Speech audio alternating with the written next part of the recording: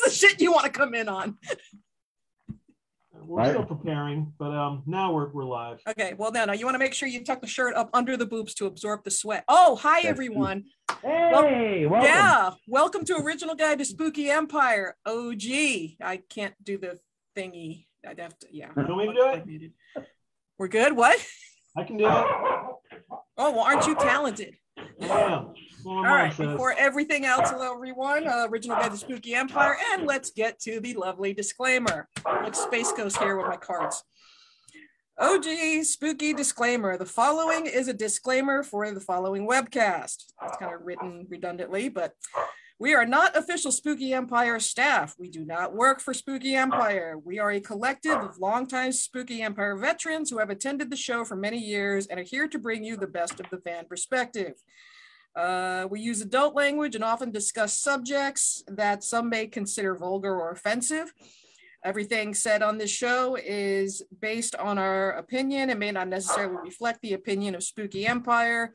So if something we say offends you, please don't go to PD and Gina and being a whiny bitch. Yeah. Come to us with your concerns so we can basically tell you to fuck off. Right.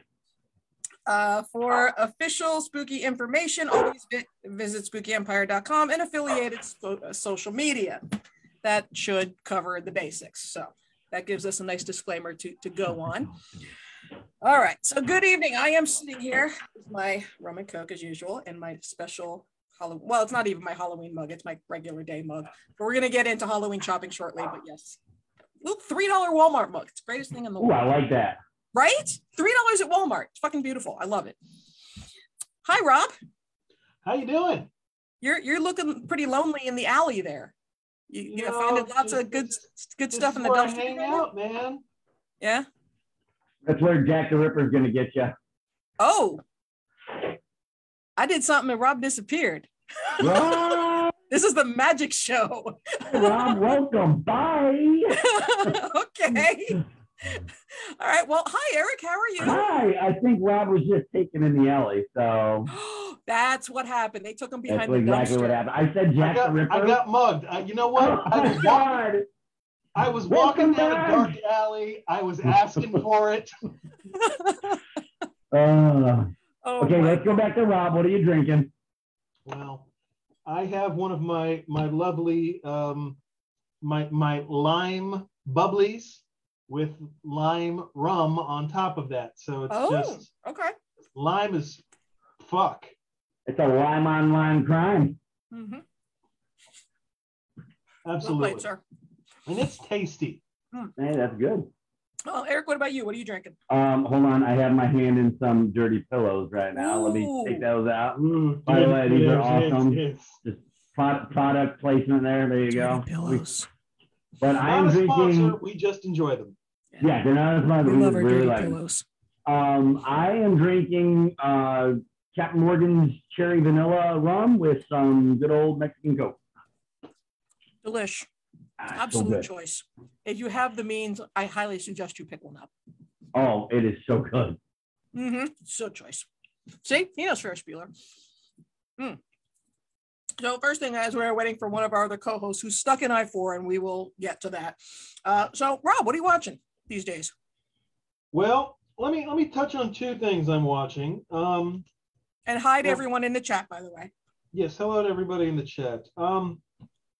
Our silent chat tonight, but they're there. There's people watching.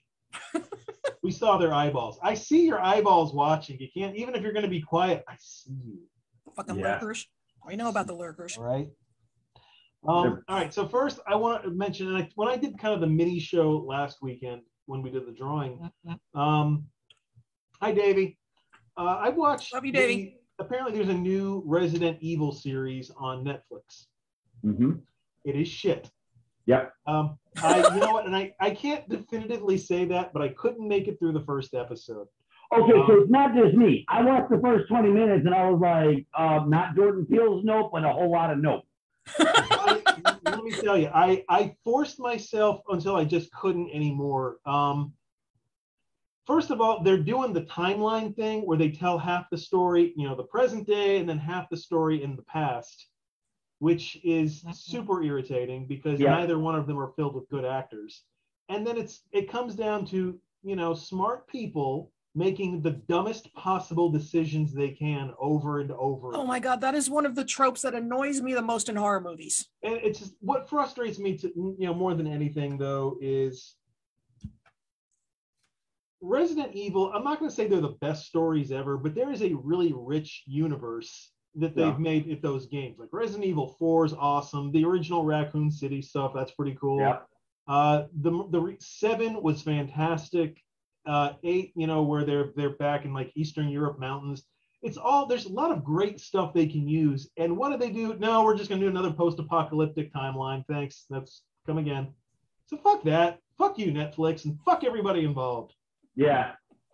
We don't care. We don't care about what was done before us. We're just gonna take this ship and ride it into the ground. I don't get why they can't just do a story based on something like from one of the actual games. Whatever. Fine. And then I'm slightly also Allison, hello, and she's watching. Yeah, Allison was just saying, what we do in the shadows. Apparently, that's back, new season. Yeah.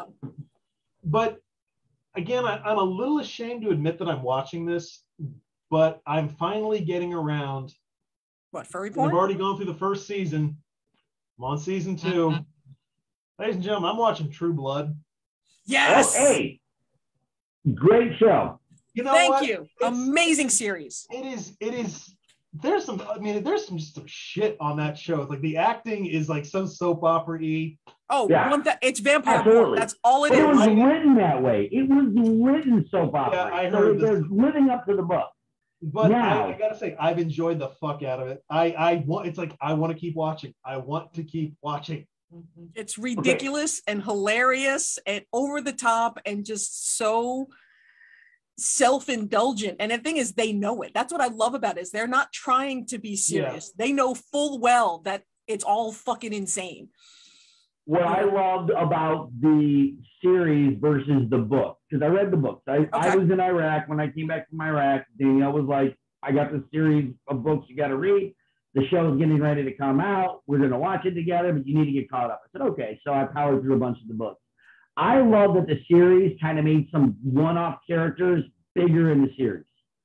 Lafayette, let's just say it. Lafayette was great. I loved him in the book, and then I was like, oh no, man, poor Lafayette. And in the series, he gets a much broader part. Russell Edgerton, loved that character. He's great. What I didn't like, and this isn't going to ruin anything for you, Rob, but this is what I didn't like. Other than Sookie? Well, yeah. But as the series, universally hated character, man. As the series started going forward, the books weren't done yet. And she started writing the books to try and stay ahead of the series and let the series influence her books. Because in the books, it was going like this, and then just took a huge right turn and where she was going, and we were like, she let the TV series influence how she's writing. Which is why I think George R.R. Martin has not finished Game of Thrones, because he's like, the series is done. I don't know how to go from here without pissing people off. Yeah, well, I'll say this: the chat is, AJ's like, I'm watching it too, and Allison's like, I love it. So, and Randy's even Lafayette's the fucking best. That Lafayette is so badass. I am so fucking grateful I got to meet him before he passed. It was a very brief meeting at Dragon Con, but he couldn't have been nicer. He loved the way I smelled, which I'm like, okay, that's the highest compliment from Lafayette you could ever possibly hope for. Just got to hug him, and I got his 8x10 on my wall, and he was I will say this about him. When we went to Dragon Con and we got him, we had Demi's dad came down to watch our kids. And we got her a signed autograph by him, and we said, hey, could you sign one for her? She's being awesome watching our kids. And so he wrote, to Queen so and so from Queen Lafayette, and it was a great, which was her thing. She always liked being called the Queen, so it was really one of the best signatures I've ever had on an autograph. Oh, absolutely. I like the fact that you started that whole thing like when we went to Dragon Con and got him like a freaking Pokemon. You're like, gotta catch them all. And pretty much with True Blood. I mean, I've been lucky enough. Some of them have been to Spooky. I know Sam Merlotte's been to Spooky. I know Kristen Bauer, who plays Pam, who's my fucking idol. My Pam story is amazing because I got to meet her there, and we braided each other's hair. I can die He happy. tried to braid mine. Yeah. It didn't work right. It wasn't going anywhere. Season 2, Godric, Eric's maker, like he was there, and I got to meet him, and then now Dennis. So now that's 4 of the series that I got to meet. Exactly. So that was fucking awesome. But yeah, True Blood is fucking fantastic. Let me plug one thing in before we move off. What are we watching? I'm playing something that I want to. It's of note. Is it that stray cat thing I keep hearing about? It's called Stray. Just Stray. It's called Just Stray. God, I'm good. For a couple more days, it is still free if you have PlayStation or 4 or 5. They're just giving it to you, and it is like one of the most incredible pieces of cyberpunk I have ever come across. It's pretty. I mean, the trope is not. They didn't really go way out of the realm of themes that people go through, but the way the game is executed is just so incredible. Basically, you're a stray cat that you're living with a couple other strays, and you fall down a series of pits into a sewer, and you find a city that is just run by robots, and then you start realizing that the story of actually kind of plays out of what's happened with the rest of the world, and it's incredible. So if you have a chance to get a hold of this game, I think it's also available on Steam. Really hi RJ, but yes.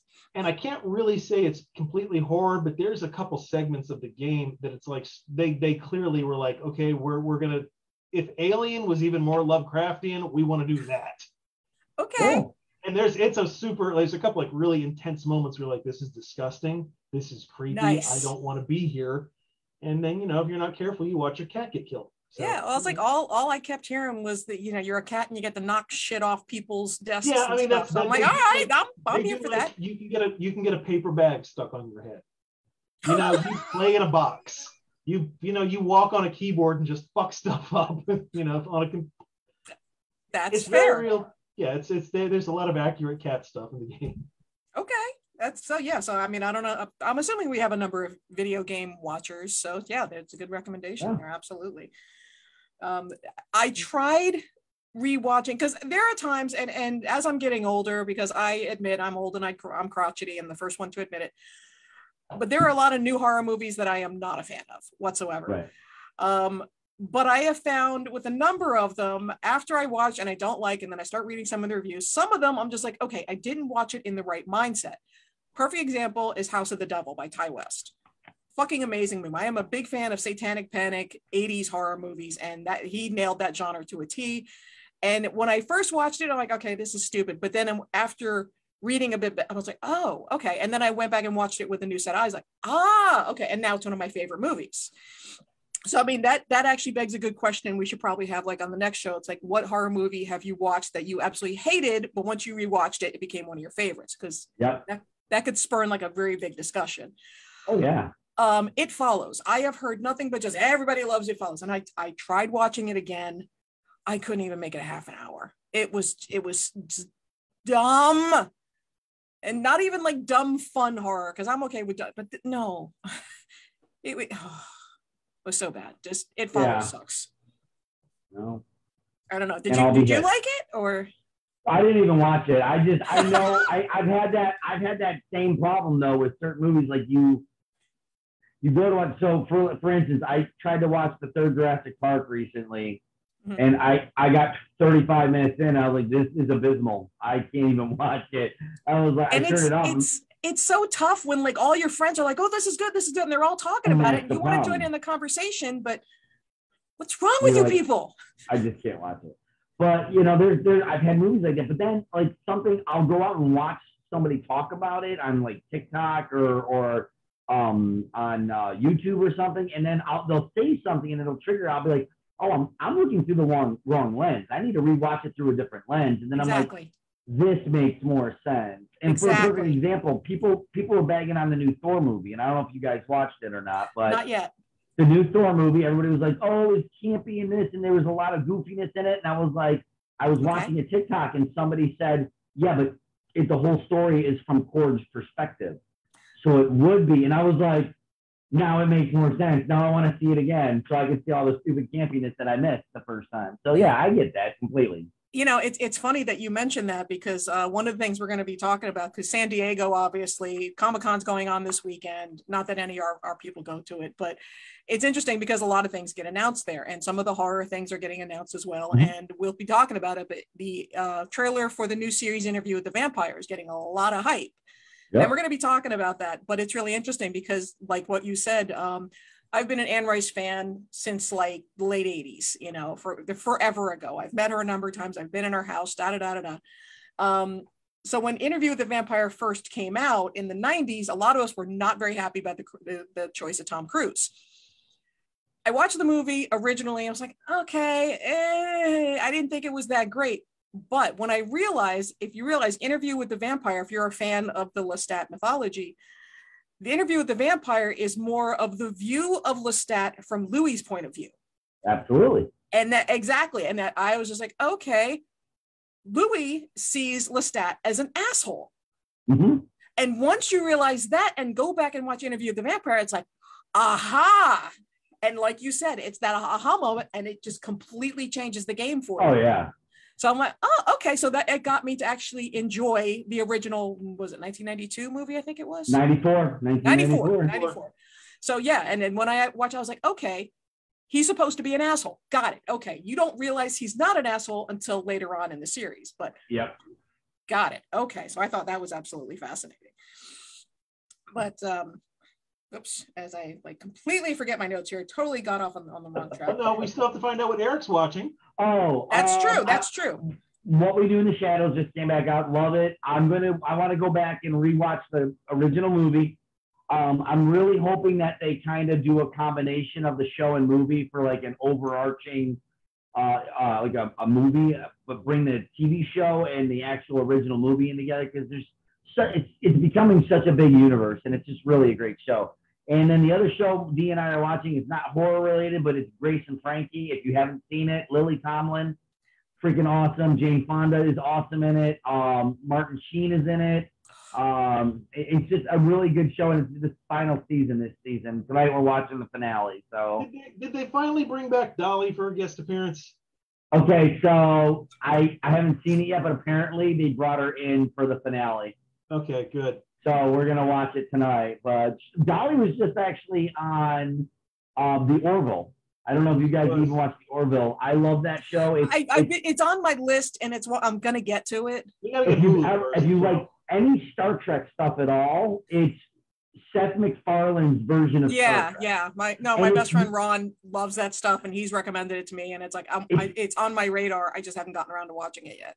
My concern with the show is going to be it was very Family Guy, just crude humor, and it's not. He hits on so many popular topics like the LGBT community, the trans community, women's rights, all of these things he hits on, and it's very well done. So suggest it.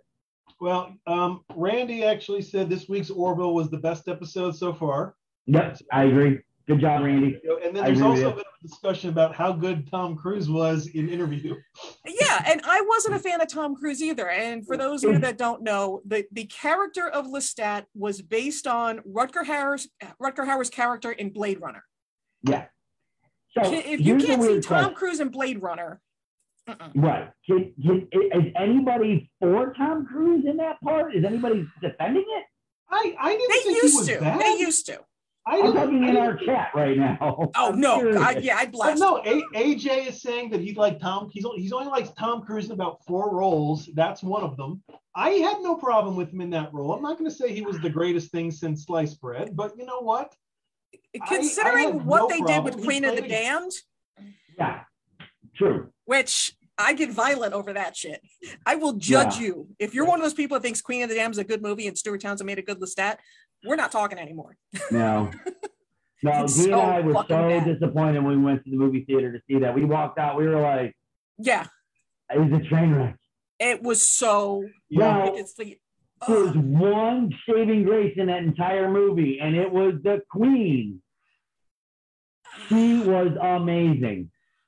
Aaliyah? But she couldn't keep the same fucking accent throughout the whole movie. The accent kept changing, and the blah blah. I am Akasha.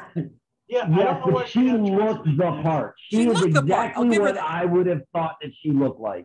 Yeah, she looked like her, and I'll give her that. But just the whole, I am a spooky queen dancing on the goth floor. No, it's just I can't. I was like, okay, she was an Egyptian queen. She's speaking with a Transylvanian accent. Maybe the Transylvanians got their accents from Egyptian. You know what? That's the best. I suppose that theory is. We can do a whole show about that because I have a lot to say about that movie. But the accent was so fucking. You know what? Wait. Okay. Mental note, because just fun, a little behind the scenes stuff, folks. We do kind of toss around ideas of like during slower news cycles, so to speak. We toss around themes for shows. Yes. Theme for a show: horror movies that just piss us off. Okay, but see, there's a caveat there because I'm horror complete elitist here. Now, piss you off because they were so bad, or piss you off because the ending was just we can whole movie up. You know, we've got an hour to fill. We can. That's true because there's different kinds of pissed off. That's like you can't ask a horror fan what's your favorite horror movie. No, you can't ask that. Movies that left you physically, emotionally angry. Oh yeah, I immediately comes to mind, but yeah, we can keep that up for the next show. Absolutely. Anyway, but okay, interview's still being discussed here. We've got any difference from Antonio being a French vampire with a Spanish accent? That's a fair point. No, absolutely. And for those of you that read the series, you know Armand was supposed to be this cherubic. That was the whole thing. He was like a little Botticelli. You know, that was the whole thing. Getting Antonio Banderas was a decent vampire, sure, but he was not Armand. No, so, I will tell you this: that movie came out when I was right as I was getting out of high school, and I just remember. I know, sorry, but all the girls in my class. I got to put my teeth in. Did you see Armand? Did you see that guy? Oh my God! Forget Brad Pitt. Did you see that guy? I didn't remember his name. Me. But yeah. Speaking of vampires. Hey, the sun finally went down. You can come out and socialize. I love it. Hi, everyone. How's that traffic on I-75 treating you? I don't like it. Yeah. Not one bit. I don't blame you. I'm going to need a new car. Either that or I've got to talk to Mike over at Pikes and Pistons. And Yes. Yeah. I got to figure out what's going on. I'm having a severe electrical issue. So. Oh, dude, I'm sorry. That's okay. Sucks. Yeah. Because I thought you were going to rant about like I-4 and I-75 because, you know, I mean, a lot of people will be taking that route to Spooky from, you know, the West Coast. That's true. Ooh, nice segue, actually. Yeah. I'm queen of the segue. You had a segue? That'd be awesome if you had a segue. You know, it's funny because when we were doing our tour, and if you guys haven't seen it, go to the YouTube channel and look at our tour of the convention center and the Hyatt, which is the host hotel. The security guards do ride segways there. So yes, police officers do as well. I saw John Barrowman riding a police officer's. No way. I actually have video of it. Oh, I need to see that this. Needs to go into our chat room just so you know. That we need to see that. Yeah. But, I got a picture of John Barrowman grabbing my ass, just so we're clear. Oh, I got to meet him. Just his work is fantastic. That's great. But just because he's that much of a great celebrity to the fans, and you always have his story, you will never regret it. So I was like, that's the one I need to meet. I was dressed as Hades and Danielle was Ursula, and she walked in and he loved it. And then I walked in and he about lost his shit. And then for the picture, he sat behind under my chest and wrapped his arm around my back and was grabbing my ass. And I was like, all right, we're doing this. That's okay. It's okay. No homo, right? All right, I didn't mind all the different things. He's got firm hands. That's all I'm going to say. Yeah, just get all up in there. I love it. I will also say, if you watch that video of our tour through the convention center and the hotel, etc., you can also watch me get my groove on to "Love Fool" by the Cardigans. Mm-hmm. Get your dollar bills out, people. The rest of it's on OnlyFans. So fantastic song. Top 5 songs of all time. Just gonna say that right now. Sure. Speaking of OnlyFans, I'm starting a new website. It's called Only One Fan, and I'm only going to have one person. The first one on it. That's it. All right. Absolutely. But yeah, Mo, we were talking about it and we'll get into it more later. But I mean, what are you watching lately? What am I watching? Yeah. Okay. I finally finished Stranger Things, which was amazing. I finally finished all 4 seasons. Awesome. And it was spectacular, my personal opinion. Yeah. Just the way Eddie Munson has taken off as a cult figure, I think is absolutely fascinating. I really like how humble he seems. I mean, everybody's seen kind of like the video of him kind of breaking down in the middle of I think it was like London Comic-Con or something like that. Yeah. And that was just really, really sweet. You know, you don't get to see too much it is always nice when there are celebrities that really do appreciate the attention that they're given. You know, that are down to earth. I love seeing that. I'd like to see him get a lot more work personally. Oh yeah. Well, I didn't realize he was in Game of Thrones for 1 episode, and that was really cool. But I loved more that for a lot of that scene, he was actually playing the song. Yeah. Oh yeah, that he got the highest respect from me. Yeah. So cool. It was very cool that he was actually playing Master of Puppets. And I am of the thought that I agree that From Whom the Bell Tolls from the same album would have been more appropriate in my opinion, but that's debatable. That's debatable. Mm-hmm. Oh, Eric's just like, he's just now thinking, he's like, wait a minute. I was like, damn, why didn't I think of that? You're right. That would have been a really there's a whole movement about it, and it's like, sure, I can see Master of Puppets, Vecna, da. I get that. Yeah.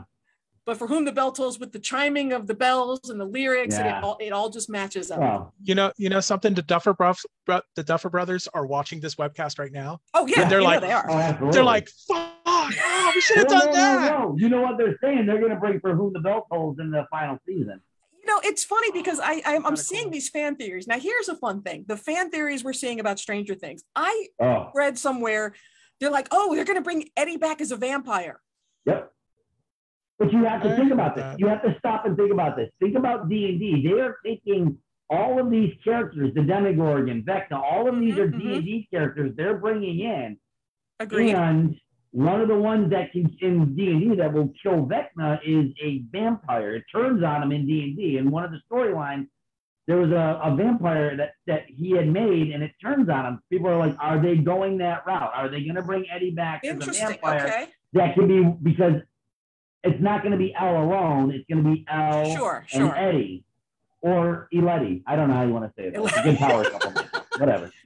Okay, now if that's the case, we'll have the spinoff where Eddie becomes Strahd. Then we'll go all Ravencroft. Okay. Or any other. Yeah. See, now the only way I would accept that theory, if you guys, and if you haven't seen it, you guys, every single one of you, I guarantee will fucking love it. Knights of Badassdom. Amazing fucking movie. The only way, and I guess this is a little bit of a spoiler, the only way I'll accept Eddie coming back as a vampire is at the ending of Knights of Badassdom with Peter Dinklage. And that's all I'm going to say. When did the movie come out? That's several years ago. 2013. You can't say spoiler because there's no, if a movie came out that's true. more than but 6 this months is ago, you don't have to say spoilers. No, and I agree with you for the most part, but this is a movie that's not very mainstream. Oh, that's good. I love those. It's my favorite. Yeah, I fucking love it. Everything about it is fucking fantastic. But yeah, I will accept Eddie coming back as a vampire if it's played like Peter Dinklage in the end of Knights of Badassdom. Otherwise, it's fucking stupid. That's right, I said it. All right. Maybe I got an idea for future shows. Maybe we should have a homework after every show, and somebody picks a movie we all have to watch that like most of us haven't seen, and then we spend 10 minutes reviewing it. I'm here for it. Show. Hey, I love this idea. Right. Yeah. 100% here for it. All right. So spooky guests. We have had Spooky has been really like on board with it, just guest after guest after guest after guest. And a lot of it is like Twin Peaks related, understandably. Mm-hmm. Yeah. I'm still on the Twin Peaks VIP. I get what's behind it. I get it's their management. Again, it's not spooky at all. It's their management. And I get this is the new direction a lot of these reunion people are going. But hey, you know what? Twin Peaks fans are going to have a fucking blast. It's going to be amazing. Yeah. So, Rob, who did they announce for Twin Peaks? It does beg a little bit of a question. Like, I like Twin Peaks. Or the original season. I've slacked on watching the new ones. And I know there's like a major cult following. What I don't know is, are they convention people? Like, I don't know if good question. Twin Peaks people, like, I've never had Twin Peaks conversations outside of maybe like one guy. So I'm just curious, like, is there a convention crowd for it? When was the last Twin Peaks? Well, no, it's going on right now. When was the last Twin Peaks like reunion? Last time you saw one? Oh, I couldn't tell you. Exactly. There's only been one or two. Exactly. Right? Yeah. Exactly. I mean, it's something you haven't seen before. You know, I think they did it in Seattle at some point, but that was it. Yeah. Yeah, I don't think the Southeast has ever seen one before. No, I don't. No, I could be incorrect. I love those earrings, by the way. Oh, sorry, dude, yeah. I just got. No, I fucking love these. My guillotine earrings. I fucking love these. TikTok. I'm telling you, TikTok is one of the best things for small businesses. Amazing. Yeah. That's a whole nother conversation. Yeah.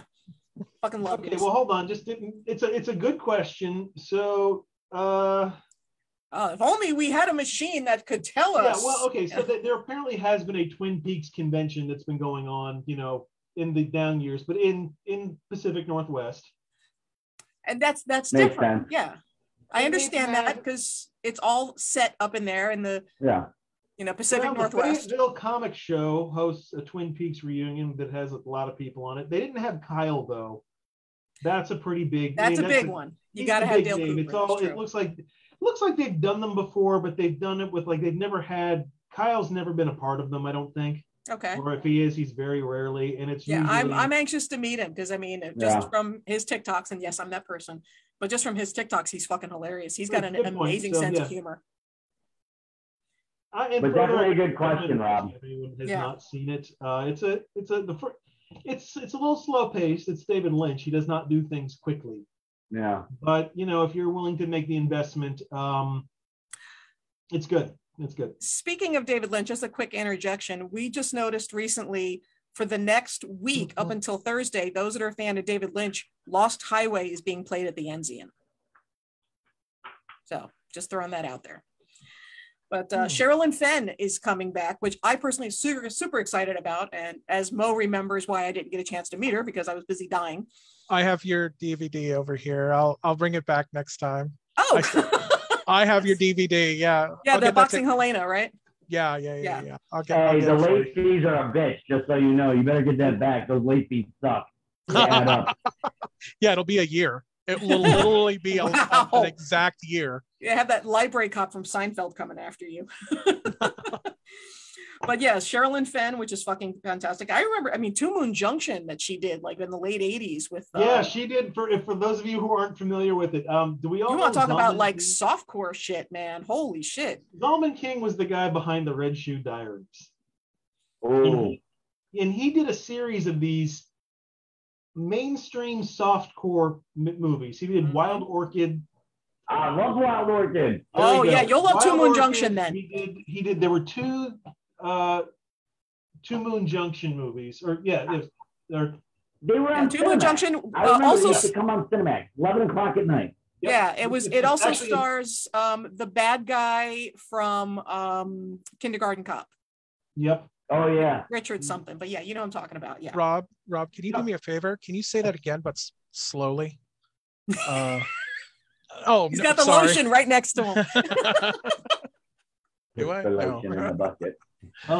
Funny, but I was one thing before we move on from Two Moon Junction. Mad Magazine did one of the women in the movie.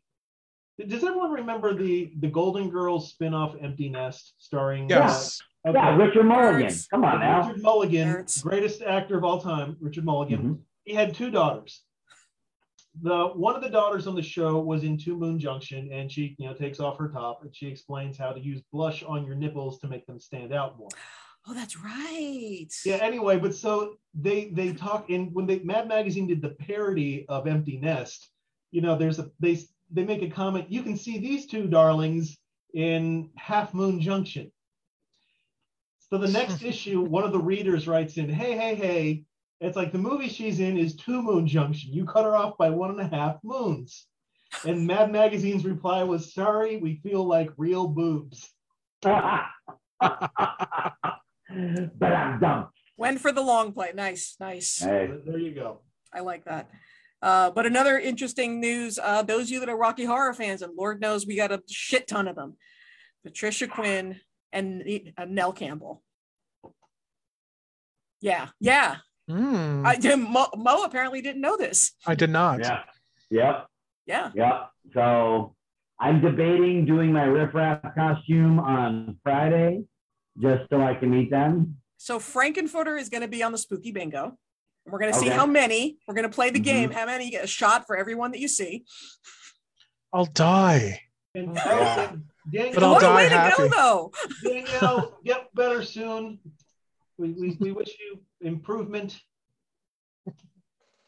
What? Danielle just joined the chat and we just said get well soon. Oh, Danielle. Hold on. They said get well soon. She's in the house. I just yelled at her. He's yelling at me from inside the house. That are Rocky Horror shows, and I know it's been a while, but I know a couple of us have been around like forever. When they join the cast, they are just 100% in, and it's super cool and super sweet.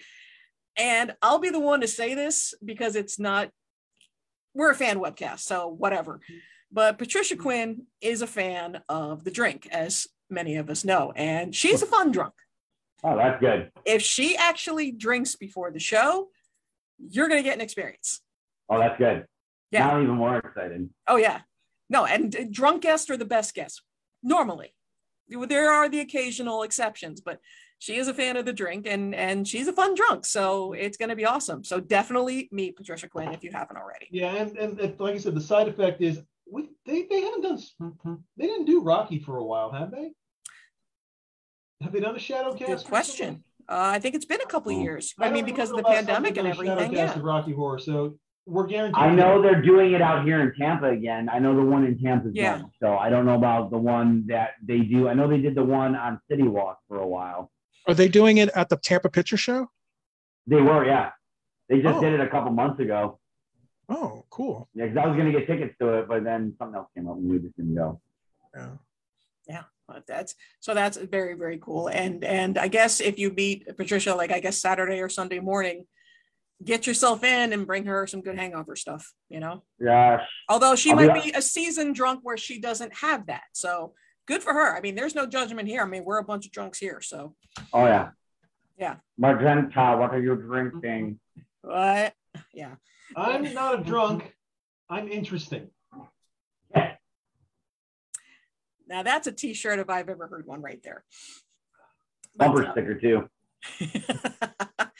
Also, well, Allison said they did it last Spooky. So I could see them. Yeah, because I think at the Hyatt. I think they've done it at the Hyatt. So our Spooky experience was a bit. After the burlesque. No, she's absolutely right. After the burlesque. Okay, I do recall that. We missed. Yeah. So that's absolutely awesome. Ken Foray is coming back. You know, Rob Zombie, the legend icon from Dawn of the Dead, and just spooky like darling. And I think actually the first time I met Ken, I think was at a Rocky Horror Picture Show at the window. Nope, that is not. Ironically, correct. Yeah. But, maybe the first time you met, not the first time you saw him. Not the first time I saw him. The first time I met him. Because I'd seen him in our first Spooky back when it was Screamfest in 2004. That's true. Devil's Rejects panel that they did in the bar. Yep, because in the bar, because they were at like a Holiday Inn. It was a tiny little place, so they didn't really have like panel rooms and stuff. So they did it in the bar. Yeah, no, I think that 2004 show has got to be where Speedy realized he was onto something huge, because they had the room set up for the panel, and it's like there was a line outside of that room that would have filled up the room 3 times over. Mm-hmm. So they're like, where the hell are we going to do this? So they went, there was an adjoining, bar and restaurant to the Holiday Inn that wasn't open yet. They moved the whole panel into the restaurant. And so people were sitting at like restaurant, tables and chairs. Yeah. And just up against the bar. It was awesome. And it was then we discovered how much Rob Zombie loves disco. So, which is awesome. Awesome. Yeah. They had some great fucking stories, and hopefully, we'll, if they have a panel, we'll get to ask them about some of those stories. He's playing in Tampa on Tuesday. What do you mean he's playing in Tampa? Oh, Zombie. Oh, yeah. Oh, Rob, that's a whole nother thing. James just chimed in. And I guess we're still talking Ken here. Full Mouth kissed me at the end of his panel. Wow. I love him. I didn't know that was always on the table. That's and now you know. I know. that you got to put that on your little spooky bucket list. Because Ken is one of those celebrities that's really awesome, because he's someone, even if you don't go to meet him, you're going to end up getting an autograph or an 8x10, because he's so fucking cool. We were at the Hilton. The one year we were at the Hilton, he was with a bunch of us in the bar. They had the piano there. Someone starts playing the piano. Ken, along with the rest of us, starts singing "Let It Be." Yeah. That's a fucking story. Who does that? So it's Ken sitting there singing. It's like, this is N4A. Yeah. This is amazing. This is the problem though. Now James just ruined this for me, because now if I meet the guy, I'm expecting a full-on mouth kiss. I'm gonna be standing there waiting for it. He's gonna be like, "What are you waiting for?" I'm like, "Yeah, come on." What the fuck, man? Like, you gotta hand him the lip balm. $50. That's the subtle thing. You bring the lip balm. You hand him the lip balm. Just fuck her up. Read the room, Eric. Come on. Sorry, my bad. Well, I mean, John Barrowman was already broken him, so he just wants to take it to the next level. Danielle also suggests getting boobs. That'll increase the likelihood of the kiss. Funny thing is, that's a big tip right there. My wife can give me a set of boobs off of RBFX for real. I'm sure we can make that happen. See, that's not true, because I'm just saying. Hey, look, I'm trying to catch up, man. I'm like a strong A, small B right now. It's all about the tape, It's all about the tape. It's true. It's true. But Ken Forey, and rounding it out with Twin Peaks stuff, Dana Ashbrook, who was also in Return of the Living Dead 2, for those of you that in Twin Peaks, he's the asshole boyfriend. He plays that role very well. Kind of weird looking. I don't know if I'd go there, but okay. If you're watching our show, you're not weird looking. Look, okay, I'll say this. He grew. I was like, if we're calling you weird looking, I was like, okay. Sorry. Rob's Tourette's really is just worse than me. I know. I'm not saying I'm a prize, okay? I know I'm a 3 to a 4 on a good hair day. That's why I can speak honestly. Can you play an instrument? Can I play an excrement? No, Excrement. Can you play an instrument? No, I can't. No. You're not playing an excrement. Then you're a 2 at best. Come on. I'm a charming drunk, though. I'm interested. This is true. This is true. Is this where we tell the Screamfest story? We had a friend of ours. Told the story 100 times. No one gives a shit anymore. I don't care. It's fucking funny. All right, so this is like going back a little history back in 2005, before we got kicked out of South Florida, when it was still Screamfest at the time. It was one of those hotels with an atrium, so everybody's out on the balcony, and it's after hours, and no one knows what's going on. We decided we're going to throw a room party. My buddy that was just down this week, and absolutely darling Nadia, she and I get all like, niced up with the corsets and everything. It's like, okay, we're going to go and get some people come back to the room. He's drunk as all fuck. I don't think I've ever seen him that drunk before. So we're going down. We're trying to get people to come up to the room. Ain't happening. We come back to the room. Him, because he's drunk as fuck, has everybody. All of a sudden, now we're the party room because of him. Yeah. No one really knows how it happened, because I don't remember much. Only thing I remember is I kept arguing with people that tequila doesn't make me drunk. I can drink, and I drank a whole bottle of Jose Cuervo, arguing that no, I don't get drunk off of tequila. Yeah, but you weren't drunk. You were just interested. That's exactly. So now you know how to bathroom later. It was the most interesting vomit anyone had ever seen.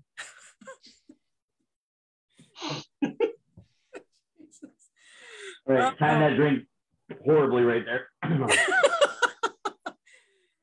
But yeah, so there we go. We've got Ken Forey, Sherilyn Fenn, who I'm excited about, Patricia Quinn and Bill Campbell, and Dana Ashbrook. And Spooky will probably announce someone else tomorrow, because they always tend to watch our show and then announce somebody the day after. And this is what's really got me excited for this spooky is they're coming out with some really good guests right now, and we're still almost 3 months out. Oh yeah. Spooky. So like I am excited to see who they're getting. I'm stoked because I'm watching, keeping my finger on the pulse of other conventions and seeing like people that they're announcing, and it's like after the pandemic, this is like since we're back in full swing, it's gotten really interesting. Yeah. Really interesting. So I'm excited. Spooky, I dare you. I know you won't do it, but I'll dare you anyway to bring any cast members of True Blood that are cool. Well, what have we been saying about Joe Manganiello for how long now? Come on, Mo. I mean, there's a lot of characters I think we can bring in from True Blood. Oh, hell yeah. Bring in Joe. Definitely bring in Joe. And see, here's the thing with Joe. I think honestly Joe would do it because he's real down to earth. He knows that a lot of the people that come here are going to be nerdy kind of people. Some of them love D&D. Me and Rob. And Mo, you're a D&D guy too, right? Oh, I would provide one of the best games he's ever played. Yeah, that is my point. Is like, he understands that these conventions. Wink, wink. Yeah. Joe, if you're watching. But like I really think like he would be one of the few people that would be like, yeah, I would love to do this and come out.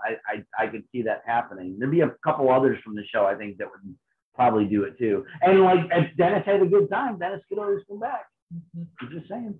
Oh, absolutely. Since I think like since True Blood now has a revival because a lot of people are rewatching it now. Don't know why, but a lot of people are rewatching it now. They're going to do a new True Blood. Are they? What? Yeah, HBO is doing a new True Blood. What? Yes. Wait, what? Hold on. Talk amongst yourselves. No. I have mixed feelings right now. Like I don't know. It's almost like I just found out mom and dad are getting divorced after 50 years, and I'm just like not sure how to contemplate that. It's kind of weird. Okay, back in December 2020, a reboot of the popular vampire drama True Blood was announced. The show would be executive produced by Roberto Aguirre-Sascaca of Riverdale fame. He would write the pilot alongside creator Jamie O'Brien, and it's still apparently in the works by HBO. They just confirmed that it's still in production to some degree a couple months ago. So I didn't hear Alan Ball's name, so this might have a shot because he kind of fucked up the end of that show. But like, I'm kind of excited. I'm like most people where I just want original content. And yes, I know. Stop trying to see my cleavage, camera. Jesus. Okay, there we go. Yeah, but not everything needs to be remade. I am all for like original content, you know. I'm tired. I'm just tired of the remakes.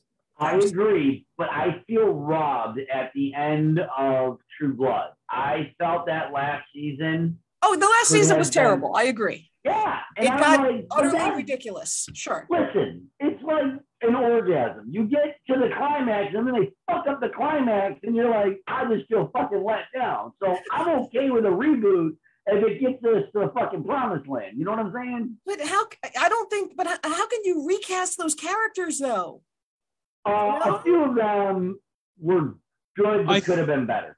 I think they're going to do a spinoff. I don't think it's going to be a reboot. Okay. I think it's just going to be a spinoff. And that would be fine. I don't think Sookie was cast well at all. I don't think, as much as I like Anna Paquin, she was not Sookie compared to the books. Or Eric. The Peanut Gallery is saying Eric too. As much as I like Skarsgård, my wife loves every Skarsgård that walks the face of this earth. I'm huge on Skarsgård. That's who I mean, granted, I haven't read the books, but that's who I see him as. I can't imagine, you know, and but if you read the books, you'll get him in your mind. He's one of those people. Different. I bet you he did that with Game of Thrones too. Oh, but in the books. No, it's just, so like I said, we read the books first. So you get this picture of what Eric's supposed to look like. I did the same thing with the Animal Vampires. Yeah. I'm with you. Yeah, there is a shower scene in the book that the movie could not get right. And like literally it is like Skinamax 11:30 at night, fucking softcore, watching it hard. Okay, that's one of the infamous scenes that I told Rob about. It's like, okay, they did it in the series with the water in Arkansas is rather hard, that one. And he's looking forward to seeing that scene. Yeah, if you read it in the books, it is so much better. And like just visual, oh my God, that shower scene. Yeah. It literally made Danielle change religion. I'm just gonna say it like that. It's funny, Danielle just chimed in, Tom Cruise is not Lestat because we've come full circle. We come full circle. But no, that's actually a good segue though, because it's like I said, San Diego has been coming out with, there have been a lot of horror movies that are coming out, and Interview with the Vampire is the one that's getting the most media attention right now for a number of reasons. And everyone, fans, the Marvel stuff's still getting more, but everyone that I've talked to has a strong opinion either way, which I think makes it successful in and of itself. Because if you've got these polarizing opinions, perfect example, I know like the Munsters. We've all been talking about the Munsters in forever. I know Eric and I have completely polarizing opinions. He's excited for it. I think it's the worst thing I've ever seen on just no. But it's going directly to Netflix, so you're okay now because you don't have to pay for it. I know it's on Netflix, but I'm still not going to watch it. I think it's fucking ridiculous and terrible. But I'm going to sell it, so you will watch it. I'm going to sell it, and you're going to be like, great, now I got to watch it. Fine. Challenge accepted. Make me watch it. Before we get any confusion, if you are not in the know, there is an Interview with a Vampire series coming out this October on AMC. So it's going to be, premium, not premium cable. I guess AMC is basic cable. Well, it's premium. Not saying that's not knocking that because no. As I said, because of Walking Dead, it's leveled up. Yeah. So but yeah, they did the preview for it, and we have thoughts. So Demi, why don't you go first and just let us know what you thought of the preview or the trailer? All right, we get the pulpit out. As I said earlier, I am an Anne Rice fan from the late 80s. I started reading with Queen of the Damned back in 88, and I've never looked back. I have a collection of literally every book she ever wrote, hardcover, first edition, all signed. I've met her a number of times. I've gone to the Anne Rice Vampire Ball, God knows how many times. So yeah, hardcore fan here. And we talked earlier about Lestat as Tom Cruise. Tom Cruise as Lestat. In the first movie, when the first movie was being cast, we all thought it was a terrible idea. It was absolutely ridiculous. And Eric and I had talked about whether, when you actually watch a movie and then you go back and watch it with a different perspective, very often that changes the whole movie. Interview with the Vampire of the 90s was that movie for me, because Interview with the Vampire, you don't see Lestat for who he is. You see him through Louis' eyes. And through Louis' eyes, he's a fucking tyrant. He's a complete asshole. So once I saw that, it's like, okay, I agree. Tom Cruise is not Lestat, but Tom Cruise was Lestat through the eyes of Louis. He played a good asshole. So I accepted him through that lens. I was very scared because Anne Rice in recent years, after the death of her husband, she went very Christian. And after the Twilight and the Vampire Diaries era with the glam vampires and whatnot, it's gotten utterly ridiculous. She decided to eat that up, and she brought back Lestat in this ridiculous series. And I know she's gone now, but I thought it was absolutely terrible for the end of her career. She had the Prince Lestat, where she's sending him to Atlantis, she's sending him to space, and it just what? I understand Lestat has been to hell and this and that and the other thing, but you're sending him to space, and what? And it's just it's beyond. And then Lestat has a son, and it's just completely illogical. So I thought she lost her goddamn mind. Danielle just said you're so right on that. It's Lestat through Louis' eyes. And that's somebody told me that, and it completely changed my perspective. Yes. Yeah, and I get that completely. Yeah. So completely changed my perspective. What is your thought of the premise of the show? I watched the trailer. I was very trepidatious because you know me, I hate everything. And I shit on everything. I know I'm that negative person. I don't give a shit. I was pleasantly surprised. I thought the casting was fantastic. I love that they're bringing in the Creole and the Cajun cultures, which are such a huge part of New Orleans. Absolutely. It's very interesting that they're bringing it into the 1900s as opposed to, what they actually had originally. because that you can play with prohibition at that point, and what the culture was. I thought that was very interesting, a good way they can play it. I'm very curious to see what they're going to do with Louis as a character, because in the 1994 film, there was a lot that was from the book that kind of contributed to the character was, and you didn't get to see any of that. It's like, oh, my wife got killed, that was it. No, there was so much more to why Louis was who he was. I love that they cast Grey Worm. I think that Grey Worm is going to do a fucking fantastic job.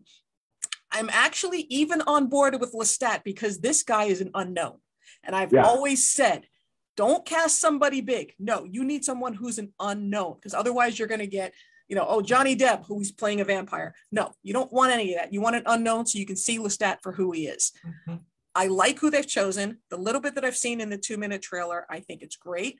I love, and the biggest thing for me, they're getting back to the roots because, and I think this is the key, the atmosphere is Southern Gothic. Yeah. Anne Rice, when she wrote Interview with the Vampire in 1976, she invented that whole subgenre of Southern Gothic horror.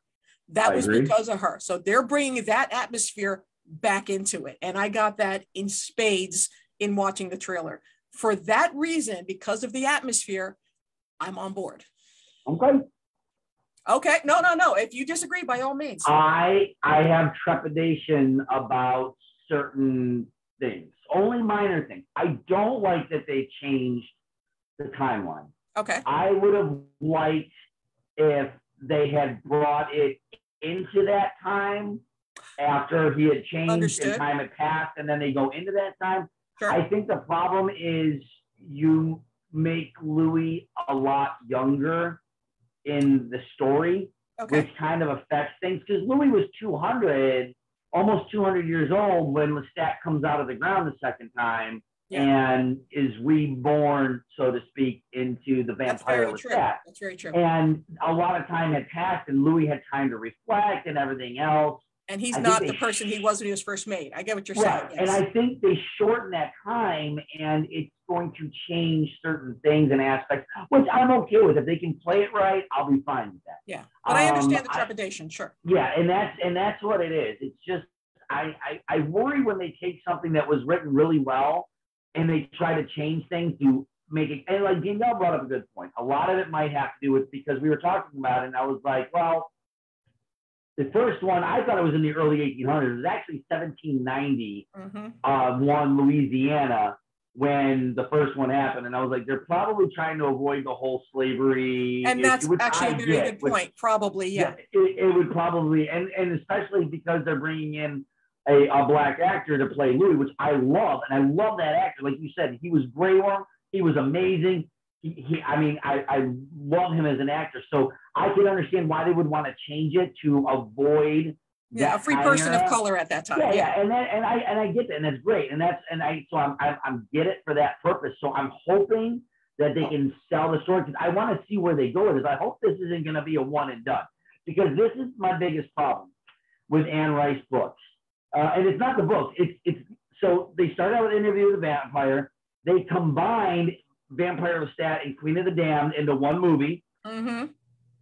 And then they stopped, and they missed like some of the best writings that are out there. Like Memnoch the Devil was literally life-changing for me and my wife. I know you and I need to talk, because I am. That's my favorite book. Memnoch the Devil was my absolute everybody's favorite, because it made you question things that you were trained to believe in religion and the way in philosophy and everything else. And you have all these things. And it was one of the first books I ever read that made me say, I'm only thinking all this stuff because this is what society told me to think and what I was taught. But nobody knows. And it really made me think outside the box. It'd be very curious to see if they ever make it that far, because I know they've got Witching Hour in production, and we'll see what's and the Lasher and all the other stuff, which I love, Caltos, and I love all the other stuff. I'm here for it, so I'm very curious. So but we're gonna have to talk about Memnoch off the air, definitely. Yeah. Oh yeah. But I mean, I don't know, Rob, Mo, you guys got any thoughts about Interview with the Vampire? Well, I was definitely Mo. You want to go ahead? Yeah, Mo. No. All I was going to say is, I agree with Demi. No, I actually have not got a chance to see that trailer. I saw all the other fucking trailers except that one, and I know how much. I did see that, and I am excited for it. Yeah, I know how how much of a fan you are of Anne Rice and whatnot. I to be honest with you, I didn't really like the movie that much, but I never read the book, so I completely understand that. Yeah. Interview is actually the one I never read of her original work, like before, like where it kind of ends at Blood and Gold, I guess. Yeah. So that was the only one I didn't read, and I found Louis whiny, and I want to read it. No, he is. He's very whiny. Yeah, that's when so that. Like I said, he's a brat. He is a traditional brat, is what he is. He's a whiny little bitch. That's his entire character. Yeah, I mean, granted, but he's literally a brat in the aspect of like he wants everything his way, and then will do whatever he can to manipulate the situation into his way. He's absolutely, yeah. But anyway, I was also thrown for a loop that they start out at the turn of the century in the 20th century.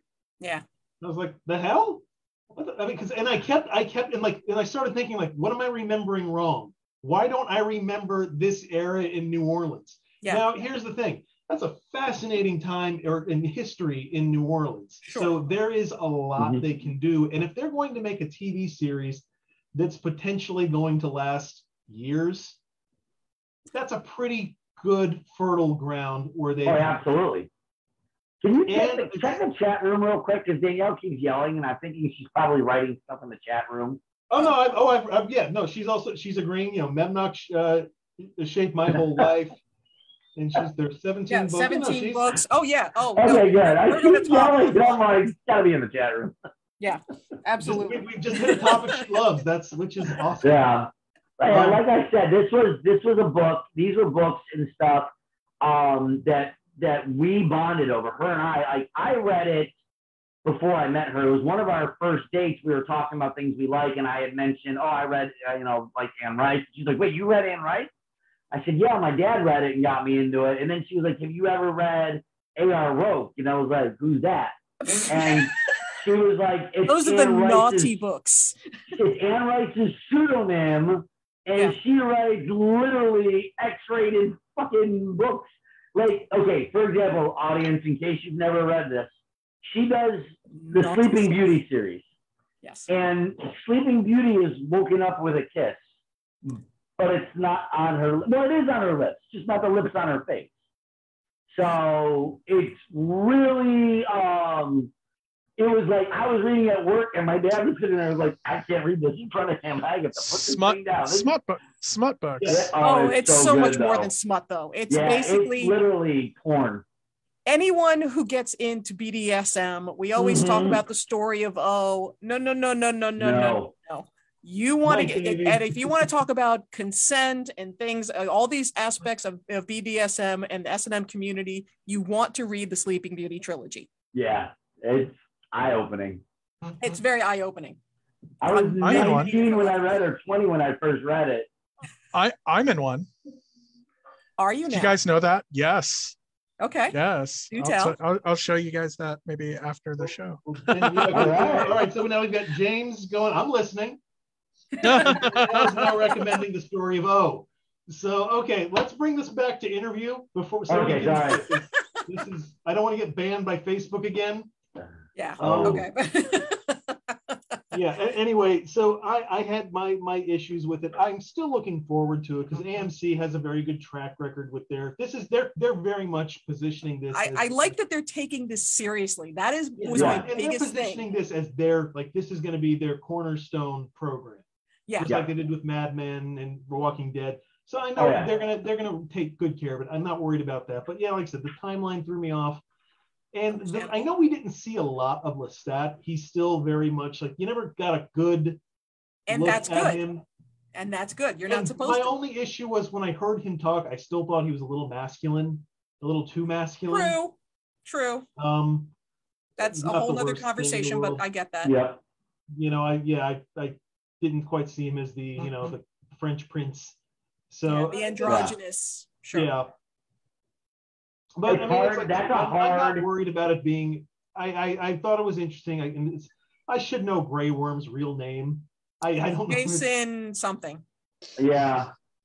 But I did like it. He was, as far as his performance in the trailers, I did like that. You know, they were just showing a lot of confusion, panic. I was buying all that. That looked good. I will say one last thing about the trailer that I hated. And they use a fucking trailer trope that, like, too many trailers do this now.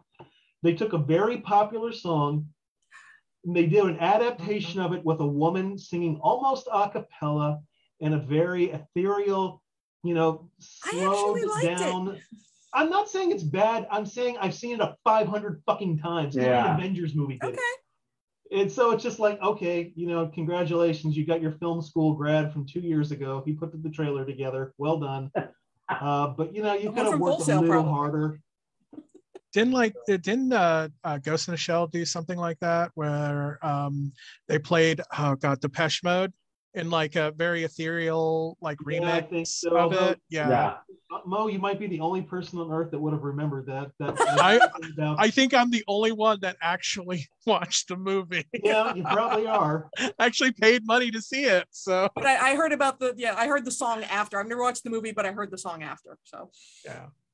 But that's absolutely awesome. But all right, so big thing that we're gonna. Oh, one more thing I will mention about Interview with the Vampire, and it's shocking that it's not an issue. I am very pleased, first of all, the casting of Louis, that there's not some big backlash that, oh, Louis is supposed to be white. I'm very glad to see people completely accepting Louis and Claudia being people of color, because it's okay. This was the time on, if you read her second book, Servant of the Bones, you know about the free people of color, it's part of my history. So I was very impressed to see that. And I love what they did with Claudia. Now, you know, you can't get like a 5-year-old child or something like that to play the role. So obviously they make her a little older, but the actress that they have playing Claudia, I find incredibly interesting. Yeah. She piqued my interest. You didn't see a lot, but the little bit I did, she was very riveting. When she's standing there, she was super innocent. She played that, and then when she switched to jump on his back, like that switch was really well done. Absolutely feral. And I'm like, it was really well done. I love that. So I'm looking forward to seeing what they do with her arc. And because I haven't heard anybody say anything about Claudia, but I mean, I know that was a huge contention in the original movie with Kirsten Dunst, because of course, sure, she was older. She was, I think, 13 or something like that. You can't have a 5-year-old child playing that character. No. But I like what they've done with this, and I'm very curious to see where they go with it. So this is definitely going to be an intellectual sort of thing going forward. So when you guys see the trailer, we'd love to hear what you think, because I think this is a very, very divisive, which is a good thing. Yeah. Yeah. Speaking of divisive, there is a topic that we want to discuss, because the coverall is how to make friends at Spooky. And there's different facets of that, because there's going to be a lot of new people coming to Spooky. But there's also different kinds of people coming to Spooky. And, you know, there's different fandoms and everything, which is all well and good. But this was brought up because there was someone who had issues with someone at Spooky, but someone we know on the dais knew that person in person and said, and told us that, oh no, they're on the spectrum, they're autistic. And that got me to thinking, okay, we too tend to have a lot of neurodivergent people at Spooky. And it's interesting because a lot of the neurodivergent people I know are very reserved, and they have their own boundaries, and they get like tweaked out pretty easily because of sensory issues, so on and so forth. Right. But that also can be the opposite, because a lot of neurodivergent people can't really read the room, and they don't really have social cues. Mm-hmm.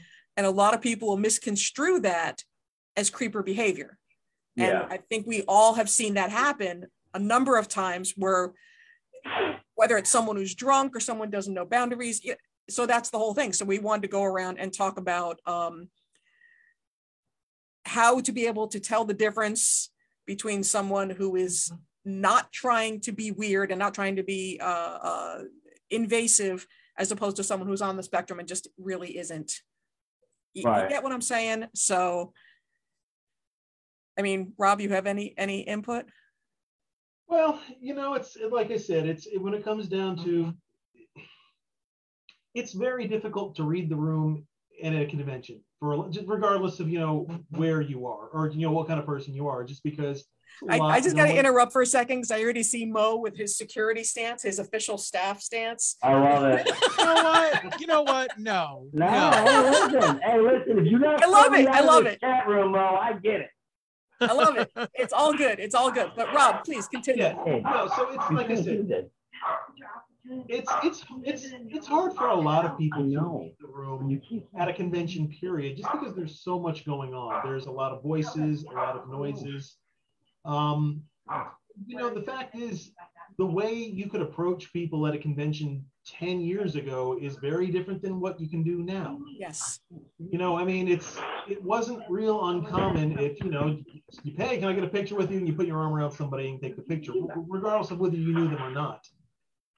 Now that's, please don't do that. But a lot of people, don't know that, that's changed. A lot of people don't know that's kind of the rule you should be following. There are some unspoken rules and unspoken conduct guidelines. So what I would just say is, regardless of who you're around, communication is always important. You can never be wrong with just asking a question or saying, try to be calm about it too. If somebody is invading your space a little bit, just, you recognize, okay, this might just be a party foul. All you have to do is, would you mind taking a few feet back just a little bit?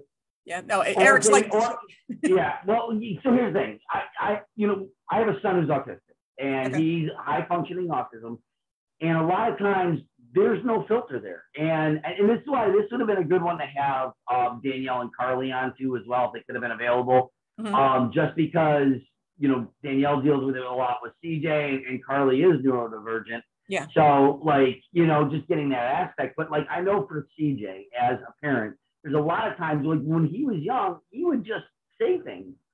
He would be like, why is that woman fat in the line? Because he just doesn't understand. And they would be offended, and I'm like, he's autistic. He's just saying what he thinks. And I think the thing is the thing that you have to do is stop when somebody says something. Get to the why they're asking. If they ask something, say why are you asking that, or why did you say that? And try to find the why to it, and you can kind of differentiate between who the creepers are and who the neurodivergent or the autistic people or people on the spectrum are. And you can say, oh, I get it. You're just asking because you're genuinely curious, and the filter might not be there. So, I know for me, I sometimes cross this line. I get into character, and we all know we were there. You guys were there where I've done it too. I crossed the line, and I was approached, and she was really, really cool about it. And it was when I was the Pimp Grinch, and it was a good lesson to learn. Okay, I am in character, but I need to keep that character in the confines of I'm at a con. And I don't know everybody at the con, so I need to be careful who I'm up playing that character with and who I don't know. So, and you got to find what your safe space is as a character and say, all right, you want to go from fun to creepy. You don't want to cross that line. And you know what, real quick, I just want to say Danielle, I think, kind of summed up the perfect reaction is the follow-up to what you just said about asking why. If someone is genuinely if neurodivergent, they have something, that just doesn't connect, and you ask them why, they will explain. Oh, absolutely. But here's what she said. And so Danielle, this is, I couldn't have said this, I wouldn't have said this better because I wasn't this smart. If it's a creeper, they will defend the action. They're not going to try to explain it. They're going to defend what they did.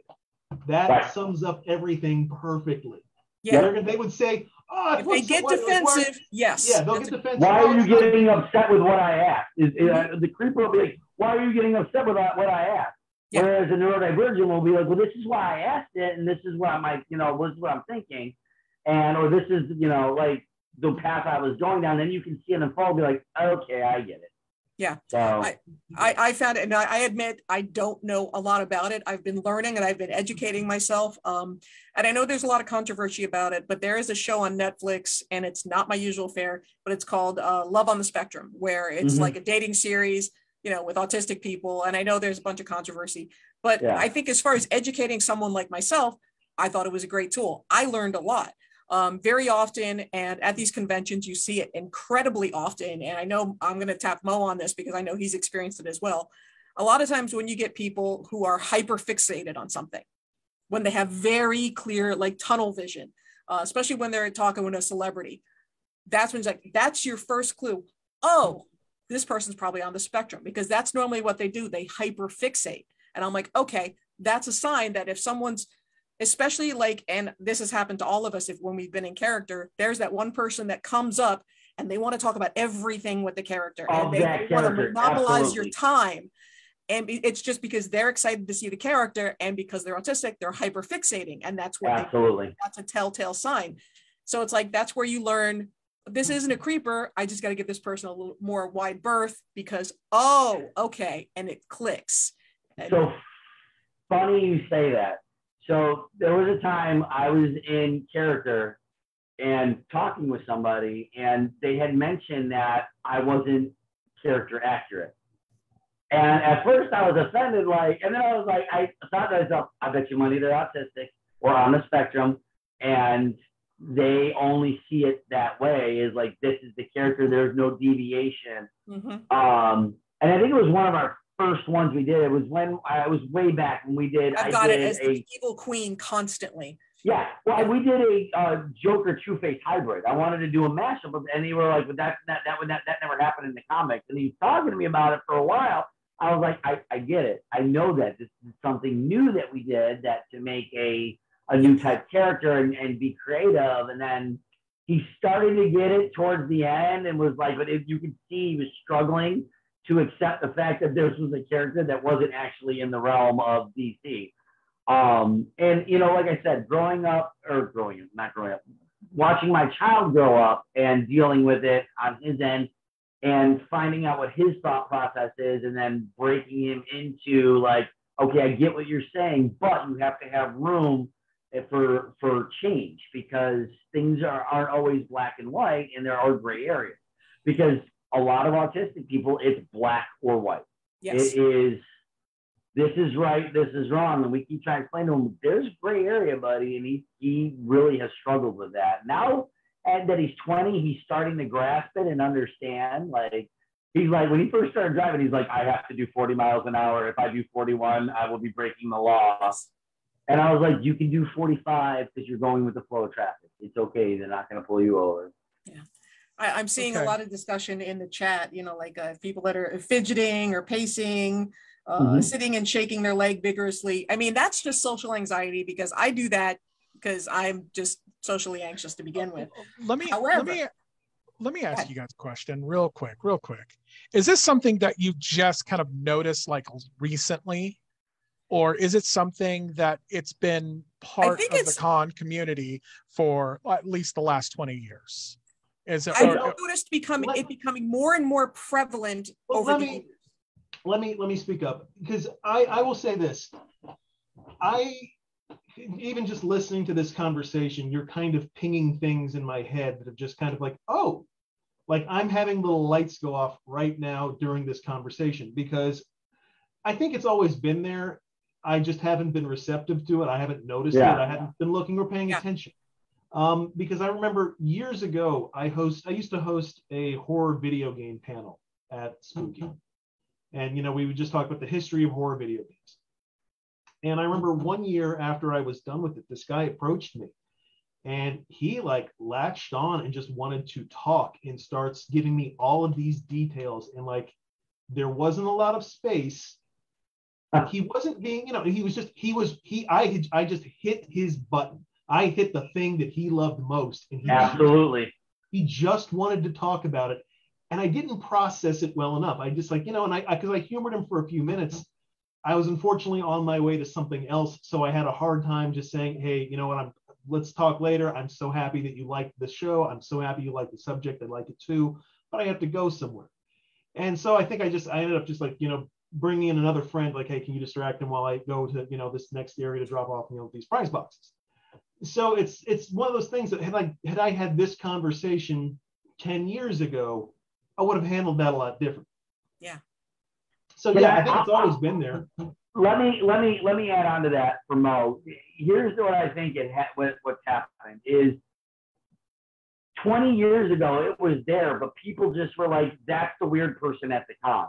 And they were labeled as the weirdo or the outcast or whatever have you, because honestly, autistic people and neurodivergent people and people on the spectrum were just viewed as that. And there was no like big push to and they were dismissed as such. Yeah, absolutely. Like it was just they were circled in it. And now, because like you're saying that show, and there's a lot more push to normalize, and I don't mean normalize like they're not normal. Yeah, no, just for the rest of society to look at it as just normal behavior and understand it as this is just how people are, and this is acceptable form of behavior, and just understand it.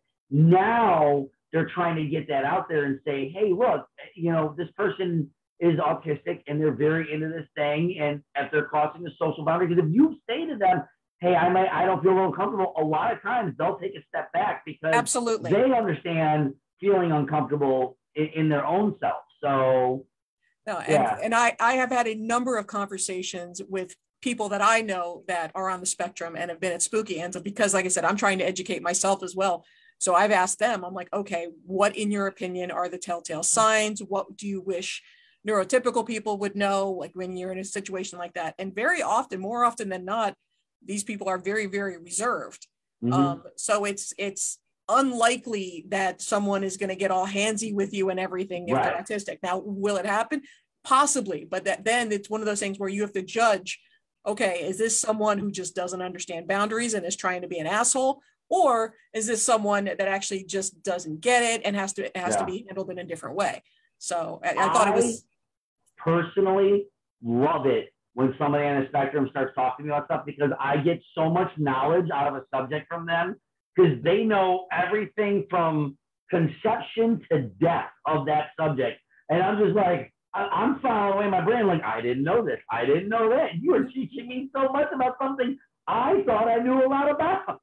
I guarantee everyone who is costumed to character at Spooky has a story about something that is hyper fixated, whether it's Michael Myers, whether it's Jason, whether it's Freddy, and they'll go on about every single thing with those characters. And I think we all have a story about that. Yeah. So, I mean, Mo, from a staff standpoint, we've had this. Yeah, but go ahead. We've talked about it several times. Yeah. Yes.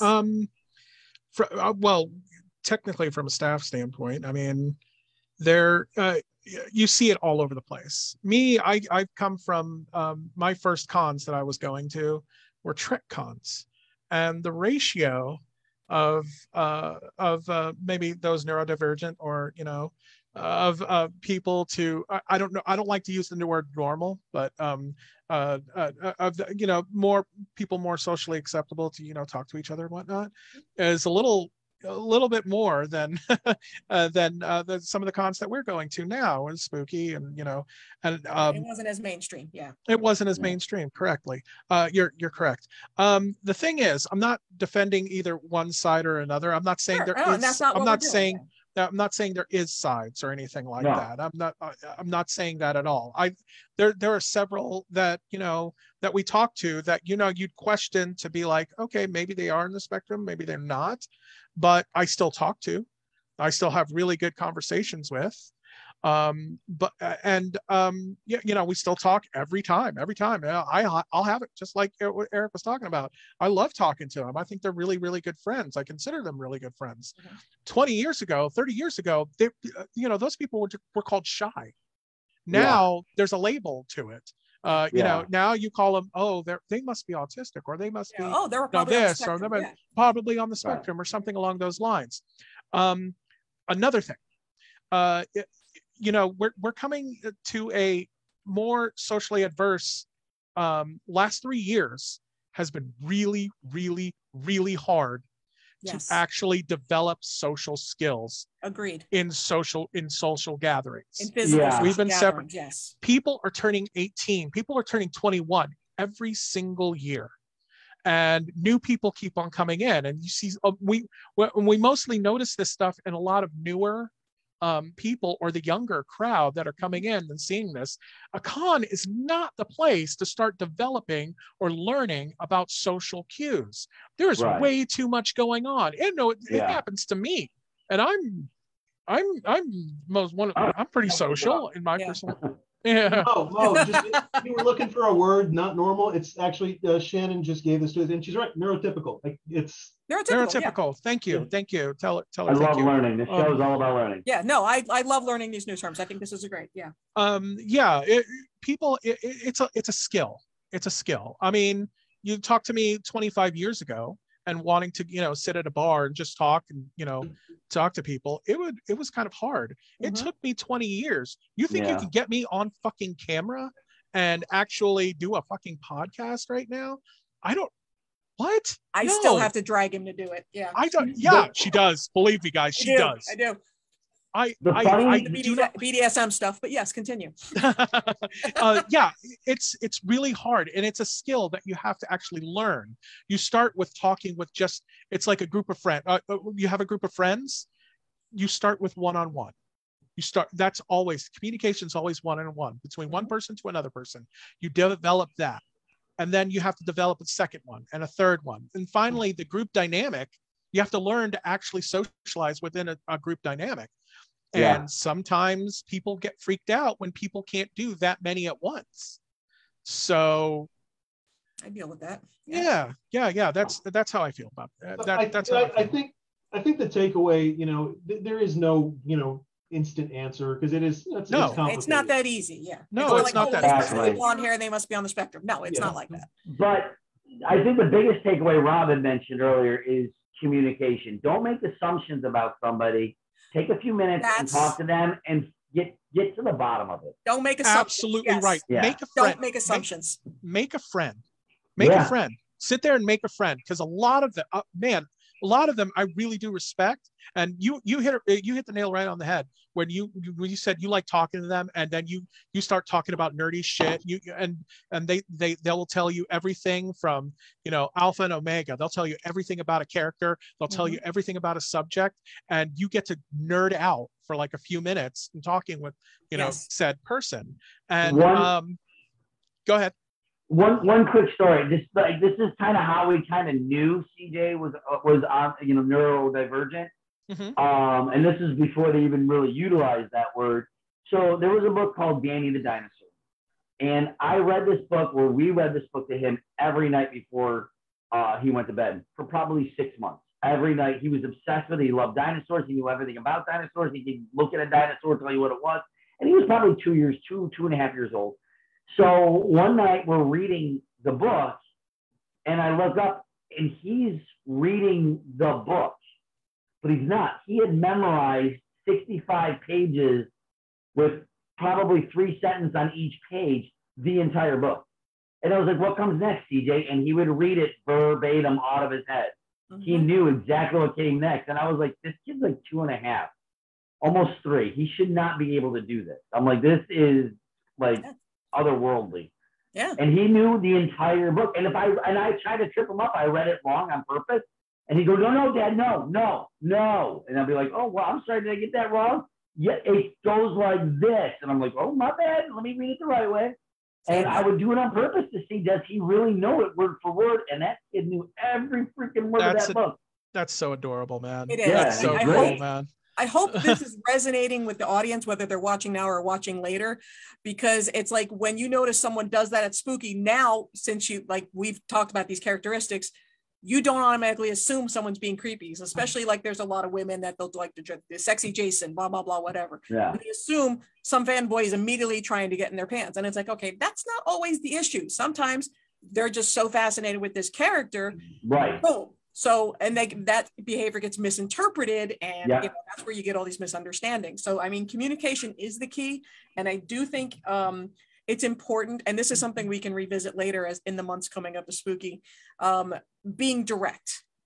So, and I think that's something a lot of people need to work on, because let's face it, digital has taken over our entire social lives. We don't communicate in person nearly as much. Everything's text, everything's video, everything's, messages. It's not physical communication, which is completely, utterly different. And that's not especially after COVID, this is not a skill a lot of people have. So that's something a lot of people, especially women, they always think if some guy's there, he wants to get in our pants. That's not always the case. So there is a difference between creeper behavior and someone who is, whether they're a fanboy or socially awkward or just not reading social cues, but learning to be direct without being an asshole. I was just going to say, be direct, not a dick. and then there is a difference. And I think, and no, Danielle, the next time that she's available to be on the show, I would love to get with her and roundtable this. Yeah. So, but yeah, I think her, honestly, her and Carly would be your two best bets. Yeah, I think that's a great idea. Yeah. And it's interesting because I originally thought people that don't read social cues, sometimes they get physical without realizing it. And I'm finding it's more the opposite. From my experience, because it's like, okay, some people get hands-on and it's like, okay, I thought maybe that's someone socially awkward, but most of the on the spectrum people I've talked to are normally very reserved because they're overly cautious about what they're going to say or what they're going to do. And they don't, I'm trying to figure out how to say this. Their boundaries are a lot tighter than someone who would be a creeper, in my opinion. I mean, does that make sense? Yeah. Yeah, I'm trying to figure out how to verbalize it properly here. Let's play devil's advocate here and look at cues that of behavior that is dangerous. You know, that would not be. Let's segue into that. Absolutely. Yeah. I mean, there would be situations where, okay, this is somebody I really don't know. This is somebody, hey, it's a new guy come in and really don't know. He is really, hey man, no, not too, don't get into it like that, or what, there's also there's a give and take to the whole thing. Both people need to actually read the room, or both groups, or both, everybody really needs to read the room. And and like Danielle said, though, if you are direct and be like, hey, I don't want you to get that close, most people that are neurodivergent will apologize, take a step back. And a lot of it is because they feel safe in your presence. If you're talking about something that they love, they probably tend to feel safe and want to get a little bit closer to feel safer and not out on the cusp of the conversation. And it may be off-putting to you, like, whoa, you're a little too close. You're like a close talker. But if you say something, a lot of times they'll take a step back and realize, okay, I'm too close, but I still want to keep talking about this. Whereas, like Danielle said, a creeper will be like, well, I'm not even that close. Or, hey, like I'm still an arm's distance away. Let me grab your boob. Like that. That's actual bad behavior, obviously. Yeah, exactly. And it's something that they need stuff like that at Spooky. Yeah, and that's something that that needs to be taught. That's something that needs to be recognized right away and just say, hey, that's not cool behavior. Or hey, if that's obviously, you do not want to touch anybody else unless they want to touch you. Just automatically assume don't touch anybody. But exactly. Yeah. Absolutely. Yeah, it doesn't matter.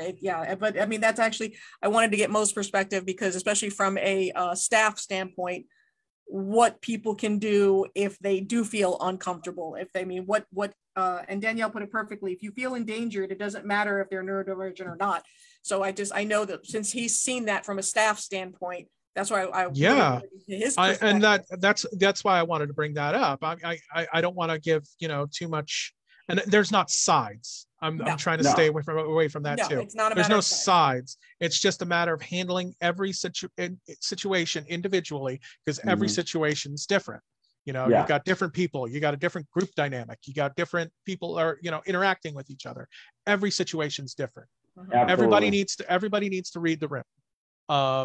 And you've got people who have not, the past 3 years have been really, really hard to actually socialize with, people. So, I mean, that's just my 2 cents. No, absolutely. You got to be careful, but at the same time. Yeah, there's only a safe side and a not safe side. Shannon made a really good point. Only a safe side and not a safe side. That's true. But basically, I would just, be open, be willing to communicate, talk, ask questions. If you're still not feeling comfortable, please let people know you're not comfortable. Yeah, this is not. And I think that's the biggest point there. And like we said, we talked about like being direct, but being upfront and open about your discomfort. I know that's hard for some people because you don't want to offend somebody, you don't want to start an issue, but it is becoming more and more important. Like Mo said, that, you know, there's a lot of social skills that have been, and don't take this the wrong way, but retarded in the past 3 years, like legitimately. And we want to be sure that, okay, so we do have to actually be more open about like our comfort level. If we're not comfortable with it, you do need to speak up. Hey, just step back a little bit. No, just, I'm not okay with your arm around me, you know, whatever. I think a good follow-up show, like for like the entire show, is talk about safety at Spooky, talk about your drinks, talk about this again and kind of dive into this some more. Talk about safety in numbers, talk about going anywhere alone after hours, you know. As much as we love it and we know it's primarily a safe space, but like any place you go, it's not just all spooky people there. Yeah. We're at the Wyndham, it's not all spooky people. There are other people that are staying at those hotels. When we go to the Hyatt, it's not all spooky people. There are other guests there. And that's good. It's going to be like that in October as well. We like to party when we're there, and sometimes people want to see you fall when you're partying and take advantage of that. So like that's a whole separate discussion, I know. But and we will be, so make sure you guys hit the notifications and whatnot, because we will be talking about this constantly. You know what, and Heather just joined, and she just made, you know, a point. It's like, you know, and I suck at being direct. I know that's not easy for a lot of people. Absolutely. As alpha as I am, sometimes I'm not nearly as direct as I need to be. And I will tell you, there's the difference. Why is our society has formed women to not be direct, and it's a social construct we need to break, because they don't want to be labeled the bitch for speaking their mind, and we have to break that and be or like, they don't want to cause drama. I get you. Exactly, and that's the problem. And I think we have to break that construct and be like, no, your safety is more important than anything. So like it's not you being a bitch, it's you trying to be safe, and that should not be scoffed at all. So no, I absolutely agree. But this also does segue into the other part of this, the subset, if you will, because I know there's a lot of people, and I've seen this on a few spooky threads about this is going to be their first spooky, they're coming alone. How do you make friends at spooky? Despite, and I know how intimidating this entire conversation sounds and how daunting it sounds, spooky is probably the most widely accepting group I've ever seen in my life. All of us, I mean, we didn't know each other before spooky, but it really is as simple as, and this is always my biggest tip, if you're in line for something, you're obviously both there for the same reason, whether it's to meet a certain celebrity, you know, a panel, whatever, you already have that same interest. So it's just, you can strike up a conversation with literally anyone at spooky, literally. I know it's not acceptable anywhere else. It's kind of frowned upon, not at spooky. Yeah, no, I every spooky I leave meeting at least 2 or 3 new virgins to spooky. Mm-hmm. And by the end, they're on my Instagram and they're on my Facebook, and they're like getting information, and they're like, oh my God, this is so helpful. It's how we grow the community the right way. You know, like you said, talk to people and just be like, oh, hey, I see that. I love your t-shirt. That's one of my favorite things. I love t-shirts. I love seeing people t-shirts. Oh man, I love that shirt. Where did you get it? You know, what made you want to buy it? And then it sparks a conversation. Yeah, and just, or even like in the vendor room, some people are looking at the same vendors. Oh yeah, you know, that's a great place to, you know, strike up conversations. Absolutely. Yeah, and like I said, we're all there for what, Rob? You can ask, hey, that's a tasty looking drink. What do you got there? Because, you know, that sounds more like our conversations every time we're doing this. Yeah, the drink conversation's something else. What are you drinking? Hey, what are you drinking? Sounds like a pickup line. Green water and green alcohol. But I mean, all sorts of things. I mean, whether you like my own shirt, you like their costume, you're there at the same panel, you're there to meet the same celebrity. We're all there because we all love horror. You know, regardless whether it's horror light, it's True Blood, it's Return of the Living Dead, you know, whatever it is, we obviously all have that shared interest. So you really can, okay, what? Just playing with a magnifying glass. The fuck? Focus, Rob. He is focusing. Look how focused he is. Funny guy. I see what you did there. Sorry about that one. But I know, just like as me personally, there have been a number of people that I've actually influenced to come to Spooky. And while I'm super glad that they've joined the Spooky family, a number of us have brought virgins, and we feel weird, or at least I do, about if they're there, especially by themselves, and so they attach themselves to you because you're the only person they know. This is the one place that you don't have to worry about doing that. You literally can, like I said, strike up a conversation with anybody about anything. And it's very, very rare. I don't think I've ever heard of someone being like, ew, no, get away from me. Do you know how many times I've gone to the bar to get a drink and chat up with someone? I'm like, hey, come join our group, come hang out. And nobody even notices in the group, because we have a group of like 10 or 15 people hanging out by the pool. Mm-hmm. I'll just bring them in randomly. I'm like, hey, come talk. And then they're like, everyone's like, oh, who are you? And they're like, we're not afraid to be like, hey, who are you? And then just start talking. It's great. Yeah, and it's happened. I mean, Christ, I mean, I know Mo has God knows how many stories of the same thing, you know? Oh, yeah, random stuff. Just inviting random people in, you know? Because there's sometimes I end up in a room party that my first night at Spooky, I was working my butt off, and it was about 2 or 3 in the morning. I'm starting to walk towards my room, and I see a room party happening on the first floor of one of the buildings, and they're like, hey, somebody's still up, and I'm like, hey, how you doing? I said, you want to come over? Okay. And I'll just making friends across rooms. And I walk over, and we sit there and we have a good old time, and I made some new friends. It was nice. I mean, it's the perfect example. Randy just said in the chat. I mean, it's a perfect example of, like, I saw the Irkin symbol because I'm a big Invader Zim fan. I saw the Irkin symbol on his laptop when we started a conversation because of that. And we've been friends ever since. It's like I said, just even little things. It's so not difficult. I understand being at a new convention, not knowing anyone can be intimidating. I know it can be very daunting, but at the same time, that's also a big opportunity to make new friends who already share the same interests as you. So I think that's a huge thing in and of itself. Yeah. Rob and I bonded because we both find himself extremely attractive. I said, wow, you're attractive. And he said, I find myself attractive too. And that's how we bonded. The funny thing is, I bet that's a true story. I was going to say, I think you're making a joke, but I can't guarantee it because I've had this conversation before. It's a little true, actually. It's a little true. That's actually really funny. Coming from Rob's fear, no. He's so humble. I mean, he wouldn't say that about himself, would he? I used to be a very handsome man. I mean, those days. There we go. Whoa. There we go. Stop with the self-deprecating. You're still pretty handsome. No. Look. I had long hair halfway down to my back.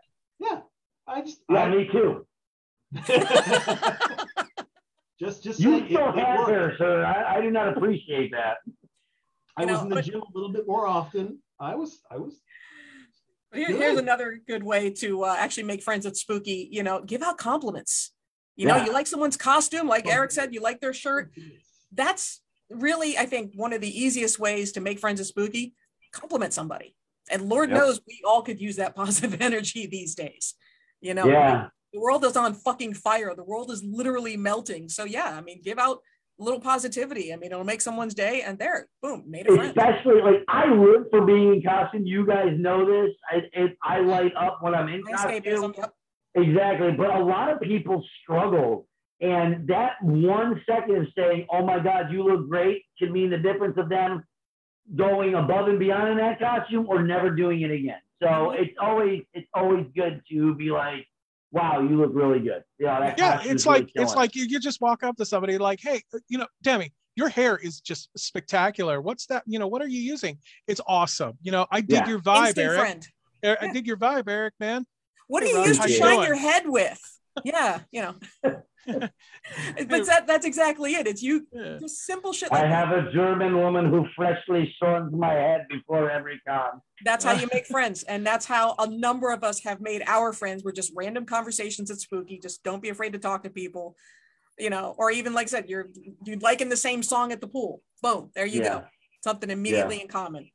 So here's a good question, though. I think we all have a story. What is the best compliment you got from a stranger at Spooky?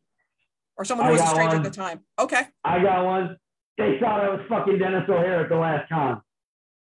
They literally thought I was Dennis O'Hare going to a panel as Liz Taylor. That's fucking amazing. I was like, I love you. This is my new favorite person. You did look a lot like him. Dude, I gotta. It was great. I was like, holy shit, this guy really thinks I'm Dennis O'Hare. Like I said, I'm not even a fan of the show, and it was one of my favorite costumes. Hands down. That's why I saw it on Instagram, and I'm like, I need to see this in person because it's amazing and gorgeous, and I am in love with it.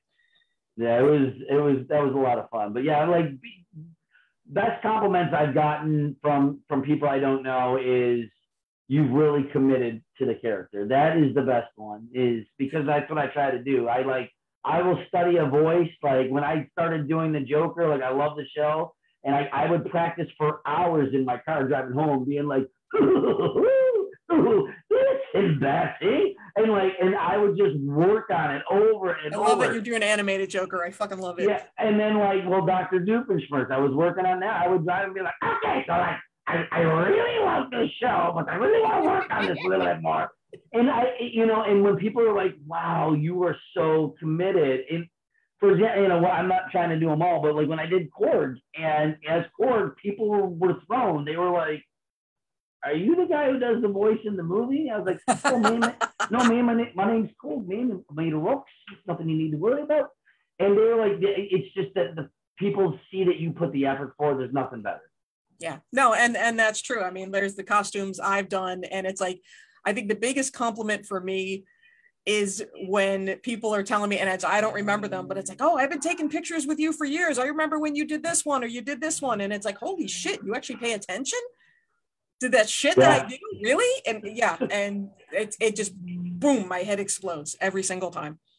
So no, it's a matter of fact, I think Whitney of Prometheus Esoterica told me, he's like, oh, I made it a goal that every year I would get a picture with you, and it's just like, wow. The fact that you figure into somebody's itinerary at Spooky blew me away. Rob, can I do your favorite? Sure. I'm just gonna fill this in. At the last one, when you had the mustache, people came up to you and you were like, I loved you on that episode of To Catch a Predator. It was my favorite things. I loved it. How good did it make you feel? People were accusing me of being a child predator. Fantastic. Loved it. Not a compliment I get every day. You got a lot of compliments on the mustache. It is not, but I know that people were saying to you, I loved you on that show To Catch a Predator. I got a lot of that. I got you're too close to a school. I got. Oh, yeah, it was great. Oh my god! I want to do the Camp Spooky again just so I can see Rob with a mustache. I don't want to do that again, man. Took too long to do this. He's just now getting the facial hair back. Seriously, it's been like a month, and it's just like, okay, it's now respectable. And then I had to explain to all my coworkers, Rob, where's your beard? And no, Shannon makes a good point. If all else fails, make a dad joke. Oh yeah, that's a great icebreaker. A dad joke. I mean, Mo is like the king of fucking dad jokes. I am. We're gonna have a dad joke off on one of these shows, because I mean, just I know like Rob and Mo. I don't joke off dads anymore. It's not cool. I mean, I went to jail for it for a little while, but I try to not do that anymore. You guys want to hear a Stodium joke? Yeah. Sure. Nah.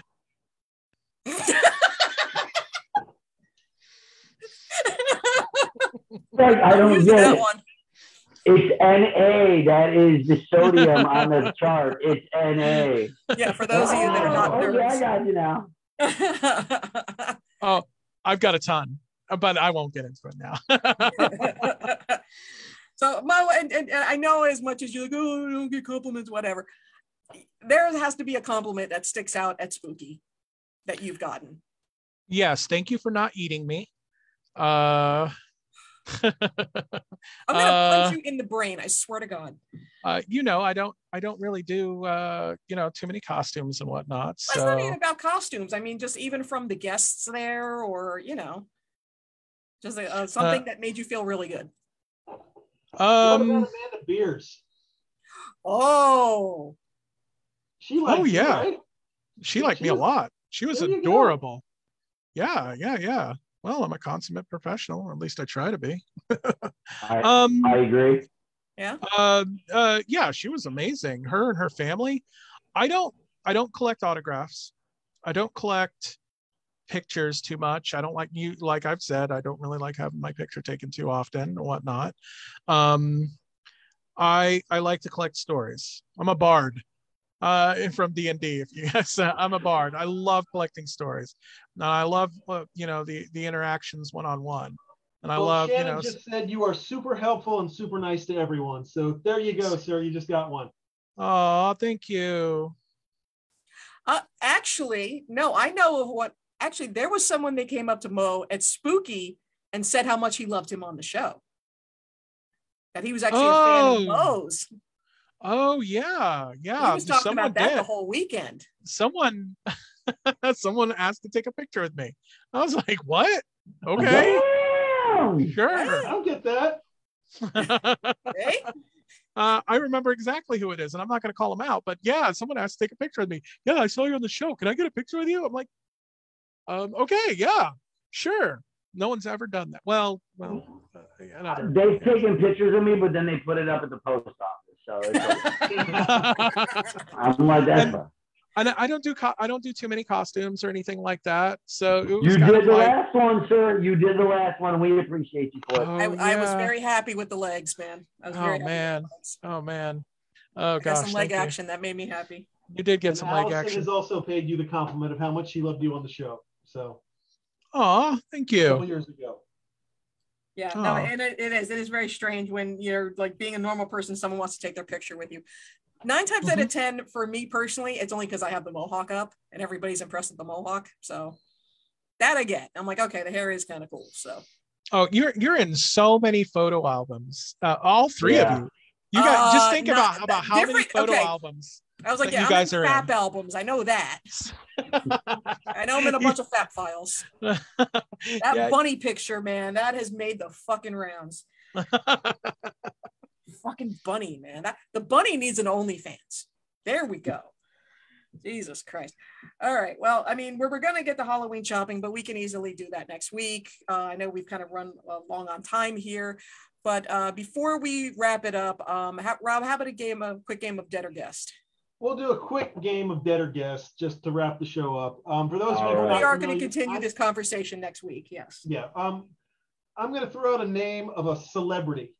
And basically, this is how the game works. I give out the name of this celebrity, and if you saw this person's name mentioned on your social media feed, would it be there because first thought? No, it's not your first thought. It's like, are they on your social media feed because they're a guest of the Spooky Empire, or because they're dead and you're seeing their announcement? Yeah. So we're going to honor some of the Interview with a Vampire themes. Okay. And number 1, if you saw Antonio Banderas on your list, would you say he's coming to Spooky, or Antonio's dead? I'm gonna say dead. He's getting up there. No, I'd say Spooky. I think he's a healthy guy. I think he's a healthy guy. I say Spooky, and here's my take on it.